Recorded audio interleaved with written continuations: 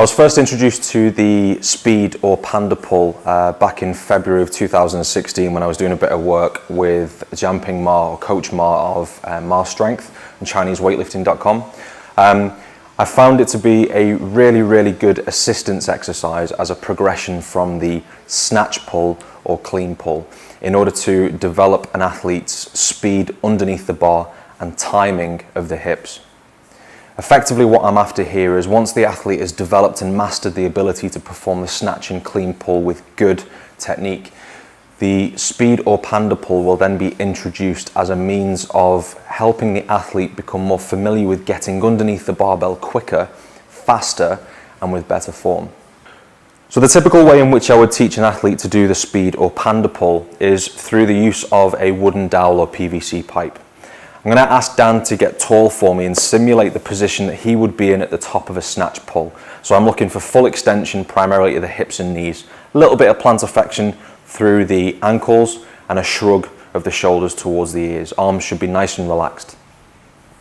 He's going to initiate this drill by descending downwards in order to bring his chin to the bar while stomping his heels back down to the ground. Good. Now the one thing I would fix with the position that Dan is currently in at the moment is that I would want his elbows to be higher than what they are. Or more specifically, I would want his forearms to be more vertical to the floor so that they're not horizontally placed. Okay, Dan, descend and stamp your heels again. Good. Now the reason why we do this exercise, or one of the benefits of this exercise, is to make sure that we learn how to keep the bar close to our center of mass. If we allow the elbows to move rearwards in the snatch, the bar is going to come away from us and therefore we'll lose balance. What I'm going to ask Dan to do now is to descend quickly under the bar one more time, bringing his chin to the barbell, but this time making sure his elbows go upwards. Do 5 reps. Good, and down. Good. And now in real time, boom, boom. Good. 1, 2. 1, 2. Good. Try not to pull the bar upwards. Try and descend instead. Boom, boom. One more. Boom, boom. And relax. Okay, so the next progression of this exercise is to introduce a barbell. Now the common mistake as soon as you do start to introduce some weight is that the athlete wants to bring the bar to their chin as opposed to bringing the chin down to the bar. So Dan, I want you to make sure that when you do these for me, you're going down and not pulling the bar upwards, okay? So again, once again, just start in that tall extended position as if you would if you were going to be in the top of the snatch pull, and descend. Good. So now in real time, we obviously can't hold that bar upwards. We've got to be very good with our timing. So full extension and go. Boom, boom. Good, good timing. And again. 1, 2. Good. Now 5 reps, mate. Good. Good. That's it, nice.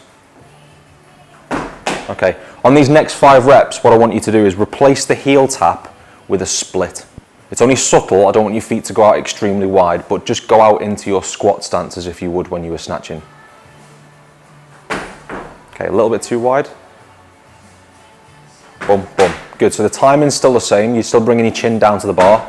That was nice. Boom, boom. Okay, one more. 1, 2. Good, relax.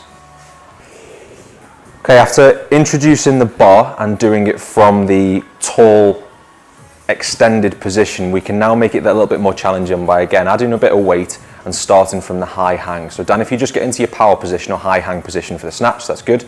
And go ahead, 5 reps. Good, sit a little bit lower in that power position. Good. Good.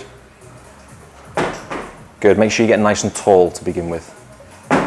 Better, good. So the ultimate progression from this is that we are having to find the point where the bar becomes weightless at the top of the pull or extension before descending the chin down to the bar. Dan, if you just do 3 more for me. Get into that power position. Good. Better. Find that weightlessness. Last one. Good, and relax. So I've asked Berkey to replicate the movement that Dan has just demonstrated, and what you'll find here is that Berkey is very good at getting underneath the barbell. You see how he's descending and bringing his chin to the bar as opposed to the bar to his chin.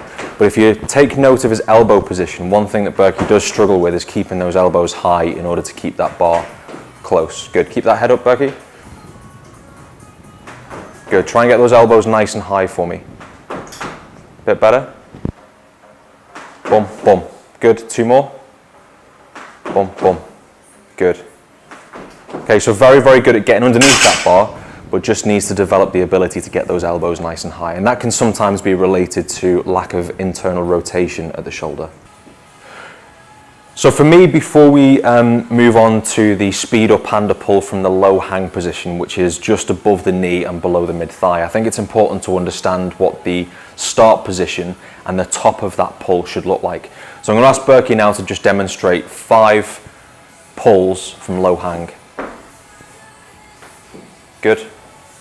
Bit more aggression, mate. Imagine as though that weight's a bit heavier than what it is. That's it, nice and tall. Keep your weight through 60%. Okay. So in a moment, Berkey, I'm going to get you to go into the start position for me, not from the floor, but again from above the knee. And we're just going to talk about that. So if you want to grab hold of the bar and just hold that position at the low hang for me. Now the key points for me to ensure that you're in the right position here is that initially your weight distribution needs to be through your 60%, or what I mean by that is slightly in front of the midfoot. Shoulders need to remain in front of the bar, ever so slightly, if not directly above. And all of the tension should be through the quads. The crease of the elbows should be pointing down toward the ground. Back nice and tight. Berkey's going to initiate an aggressive pull in a vertical direction through the use of the quads, full extension of the hips and the knees. 5 reps. That's it, nice and aggressive. Keep your head up. Good. Try and push through that 60%, or in other words, the second eyelet of your shoelaces. Okay, 1 more. Good.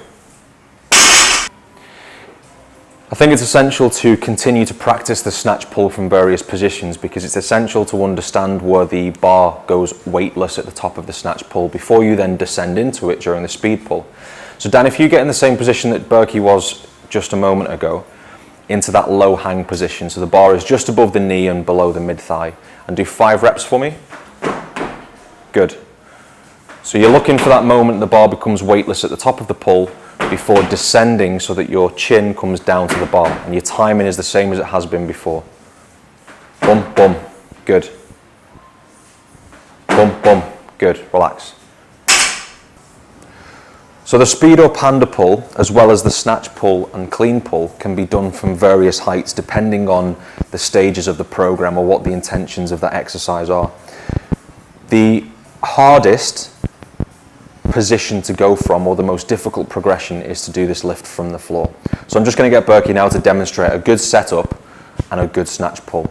So what I'm looking for here, mate, is just for you to go back into that start position. If you have your feet a tiny little bit wider, so your feet are flat to the ground, make sure that weight of yours is below the second eyelet of your shoelaces. Your knees should be as far in front of the bar as possible. Hips a little bit higher for me. That's it. Your hips want to be just a little bit higher than the center of the knee joint. Back stays nice and flat, shoulders tight, arms relaxed. Okay. Initiate that pull nice and slowly by keeping the angle of your back the same, and extend. Good. 5 reps. So it's important to ensure that during the first pull that your chest doesn't fall or your bum doesn't rise. The angle of your back must remain the same throughout the entire first pull. Once the bar is past the knees, the bar is going to remain close to the skin of the thigh, and you're going to achieve an aggressive extension through the hips, knees and ankles. So Dan is now going to demonstrate a number of snatch, speed, panda pull from the ground. The setup is no different to what Berkey has just demonstrated, but Dan at the top of that pull is going to bring his chin down to the bar. Now, considering both Dan and Berkey were introduced to this exercise only 48 hours ago, they're already showing pretty good progressions. The one thing I would probably like to change in the near future with Dan is his lack of ability to keep his feet close to the ground. So if you notice in the next couple of reps that he does, his feet do come away from the floor quite excessively. I would rather those feet stay quite close to the ground. Okay, do 2 more reps for me, Dan. Well done, mate, good timing. That's it, last one. And relax. Well done.